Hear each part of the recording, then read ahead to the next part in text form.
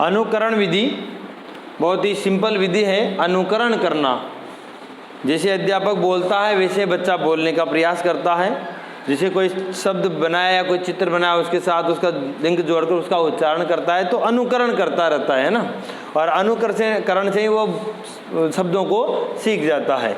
अनुकरण विधि यह शिक्षण की महत्वपूर्ण विधि है। ठीक है, यह मुख्य रूप से, ध्यान रखना किससे, मुख्य रूप से वाचन शिक्षण की विधि है। वाचन यानी कि बोलना, तो मुख्य रूप से किसकी विधि है ये, वाचन शिक्षण की। कौन सी विधि, अनुकरण विधि। कि अनुकरण विधि एक महत्वपूर्ण विधि है जो मुख्य रूप से एक वाचन शिक्षण की विधि है।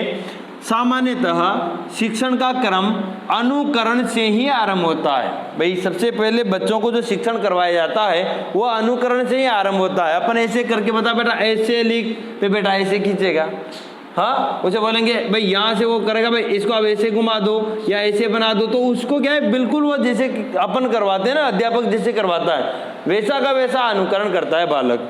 तो सामान्यतः शिक्षण का क्रम अनुकरण से आरंभ होता है। शिक्षण का क्रम किससे आरंभ होता है, अनुकरण से आरंभ होता है।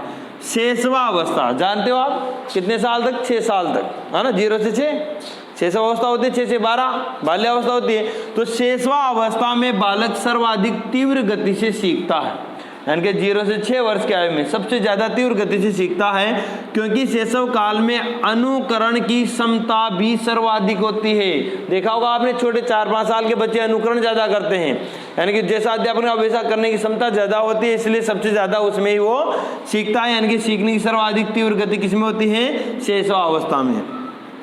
भाषा शिक्षण में अनुकरण विधि का प्रयोग 3 स्तरों पर होता है। कितने स्तरों पर होता है भाई, इस विधि का प्रयोग अलग अलग स्तर में अलग अलग तरह से किया जाता है। तो पहला स्तर है इसका उच्चारण के लिए, यानी कि बच्चों को वाचन करवाने के लिए, उनको उच्चारण सिखाने के लिए इस विधि का प्रयोग किया जाता है।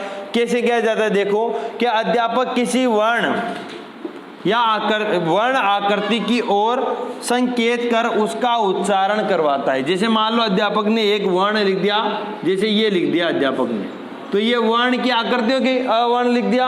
अब इसकी तरफ अध्यापक संकेत करेगा और बच्चों से बोलेगा बोलो अ, बेसारा बोलेगा अ, बोलेगा ना। यही तो है कि इस विधि में अध्यापक किसी वर्ण या आकृति की ओर संकेत कर उसका उच्चारण करता है तथा छात्र उसका अनुकरण करते हैं। जैसे अध्यापक ने बोला अ, तो बच्चे बोलेंगे अ, चाहे वो 1-2 बार तो इधर देखेंगे नहीं, चाहे चाहो जल्दी देगा पर अ तो बोल देगा वो एक बार।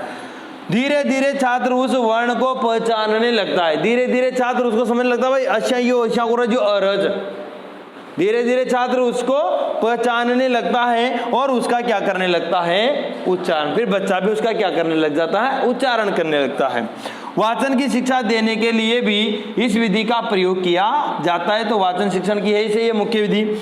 अध्यापक किसी गद्यांश अथवा पद्यांश का भावानुकूल स्वर में वाचन करता है और छात्र उसका अनुकरण करते हैं। कोई गद्यांश हो, कोई पद्यांश यानी कोई कविता हो, तो भावानुकूल स्वर में उसका वाचन करता है, फिर छात्र भी उसका वाचन करता है। तो यही कौन सी विधि है, अनुकरण विधि। देखो दोबारा, यह शिक्षण की महत्वपूर्ण विधि है। यह मुख्य रूप से वाचन शिक्षण की विधि है। सामान्यतः शिक्षण का क्रम अनुकरण से आरंभ होता है। शैशवावस्था में बालक सर्वाधिक तीव्र गति से सीखता है, क्योंकि शैशव काल में अनुकरण की क्षमता भी सर्वाधिक होती है। यह भाषा शिक्षण में अनुकरण विधि का प्रयोग 3 स्तरों पर होता है। पहला स्तर है उच्चारण के लिए। अध्यापक किसी वर्ण आकृति की ओर संकेत कर उसका उच्चारण करता है तथा छात्र उसका क्या करता है, अनुकरण करता है, और धीरे धीरे छात्र उस वर्ण को पहचानने लगता है और उसका उच्चारण भी करने लगता है। वाचन की शिक्षा देने के लिए भी इस विधि का प्रयोग किया जाता है। अध्यापक किसी गद्यांश अथवा पद्यांश का भावानुस्वर में वाचन करता है और छात्र भी उसका अनुकरण करता है। इसलिए कौन सी विधि है, अनुकरण विधि। तो ये एक स्तर हो गया। अब 2 स्तर और देखिए, कौन कौन से स्तर पर इसका अनुकरण विधि को आगे देखिए आप। पहला स्तर हमने पढ़ लिया था, इसका किसके लिए था, पहला स्तर उच्चारण के लिए, है ना। दूसरा स्तर इसका लेखन शिक्षण के लिए, और तीसरे स्तर पर इसका प्रयोग किया जाता है रचना शिक्षण के लिए। तो लेखन शिक्षण के लिए कैसे प्रयोग होता है, अध्यापक किसी वर्ण की आकृति को श्यामपट्ट या बालक की जो अभ्यास पुस्तिका है उस पर लिख देता है। कोई वर्ण है, जैसे मान लो अ वर्ण लिखा, या तो बोर्ड पर लिख दिया उसने श्याम पट पर, या उसकी जो अभ्यास पुस्तिका है उसमें लिख देता है। ठीक है, लिख दिया, उसको बता दिया भाई ये अ है। बालक उसका अनुकरण कर वर्ण लेखन का अभ्यास करते हैं। जैसे लिख देते हैं ना कॉपी में, भाई ये होमवर्क है, आज ये करके लाना है, तो पूरे प्रश्न में उसका अनुकरण करता है, यानी कि वैसा वैसा लिखने का प्रयास करता है, और ऐसा करके वो क्या करता है, वर्ण लेखन का अभ्यास करता है, और ऐसे वो लिखने यानी कि लिखना सीख जाता है। तो अनुकरण से सीखा हो। आगे देखिए आप, दूसरा है, तीसरा स्तर है इसका, रचना शिक्षण के लिए कैसे प्रयोग होता है इस विधि का। क्या अध्यापक पत्र, प्रार्थना पत्र या निबंध का आदर्श प्रारूप छात्रों के समक्ष रखते हैं। छात्र उसका अनुकरण कर वर्ण लेखन का अभ्यास करते हैं। छात्र उसका, एक मिनट,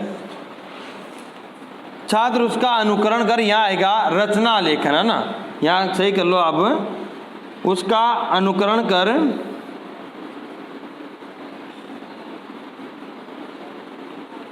कौन सा है ये, रचना शिक्षण वाला है ना, समक्ष रखते हैं।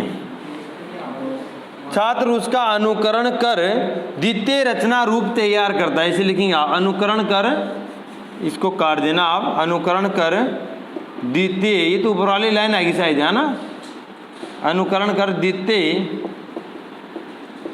रचना, द्वितीय रचना रूप, द्वितीय रचना रूप तैयार करते हैं, ये होगा, वो तो ऊपर ही आ गया अभ्यास पुस्तिका, तो द्वितीय रचना रूप तैयार करते हैं। तो समझिए इसको अब वापस, रचना शिक्षण के लिए कैसे प्रयोग होता है अनुकरण विधि का। कि अध्यापक पत्र, प्रार्थना पत्र, निबंध का आदर्श प्रारूप छात्रों के समक्ष रखते हैं। भाई एक बार वो प्रारूप रख देते हैं, भाई इस प्रकार निबंध लिखा जाता है, ऐसे प्रार्थना पत्र लिखा जाता है या पत्र लिखा जाता है, फिर आदर्श प्रारूप छात्रों के सामने रखते हैं। फिर छात्र क्या करते हैं, छात्र उसका अनुकरण कर, वैसा का वैसा लिखने का प्रयास कर, अनुकरण कर द्वितीय रचना रूप तैयार करते हैं। जैसे वो एक पर निबंध लिखा जाए, फिर उसी के अकॉर्डिंग समझ कर वो दूसरा निबंध लिखने का प्रयास करेंगे। एक आपने छुट्टी के लिए एप्लीकेशन लिखवा दी, हाँ 2 दिन का अवकाश आने, तो प्रार्थना पत्र लिखा दिया, तो फिर उसे दूसरा प्रार्थना पत्र लिखवाया जाएगा, तो उसका अनुकरण करके वो दूसरा प्रार्थना पत्र या दूसरा रचना रूप तैयार करते हैं। ठीक है, तो ये 3 स्तरों पर इसका प्रयोग किया जाता है। पहला आपने देखा था उच्चारण के लिए, फिर लेखन के लिए और रचना के लिए। ठीक है, अब ये आगे देखिए, यहाँ तक ये तीनों स्तर खत्म हो गए हैं। आगे देखो, यह मूलतः रचना शिक्षण की विधि है। मुख्य रूप से तो वाचन की है, शुरू में लिखा था, और मूलतः पूछ ले तो किसकी है, ये रचना शिक्षण की विधि है। फिर आगे देखो, यह विधि अंग्रेजी भाषा शिक्षण के लिए उपयोगी मानी जाती है। CTET में पूछा हुआ प्रश्न है भाई, यह विधि की यानी कि अंग्रेजी भाषा शिक्षण के लिए उपयोगी विधि है कौन सी, अनुकरण विधि। ठीक है, आगे देखो, बालक पहले अक्षरों को देखता है आंख से, उन अक्षरों की ध्वनियों को सुनता है कान से, फिर उनको लिखना सीख जाता है हाथ से। ये भी आया था B.Ed में, पूछा था कि ये प्रक्रिया किस विधि की है, तो ये किस में होता है, अनुकरण में। पहले उनको आंख से देखता है, फिर उनको सुनता है, फिर उनको हाथ से लिखना सीखता है। किस विधि में, तो अनुकरण ही तो कर रहा है, पहले लिखना सिखाया, फिर बोलना सिखाया, यानी सॉरी पहले देखेगा बच्चा, फिर उसको बोलना सिखाएंगे, फिर उसको लिखना सिखाएंगे। तो ये हुए अपने अनुकरण विधि। एक बार और देखें, लेखन शिक्षण के लिए अध्यापक किसी वर्ण की आकृति को श्याम पट या बालक की अभ्यास पुस्तिका पर लिख देता है, बालक उसका अनुकरण कर वर्ण लेखन का अभ्यास करता है। दूसरा देखो आप, रचना शिक्षण के लिए अध्यापक पत्र अथवा प्रार्थना पत्र अथवा निबंध का आदर्श प्रारूप छात्रों के समक्ष रखते हैं, छात्र उसका अनुकरण कर द्वितीय रचना रूप तैयार कर लेते हैं। यह मूलतः रचना शिक्षण की विधि है। यह विधि अंग्रेजी भाषा शिक्षण के लिए उपयोगी मानी गई है, और बालक पहले अक्षरों को देखता है, उन अक्षरों की ध्वनियों को सुनता है, फिर उनको लिखना सीख जाता है। किस विधि में, अनुकरण विधि में। यह अनुकरण विधि अपने कंप्लीट हो गई।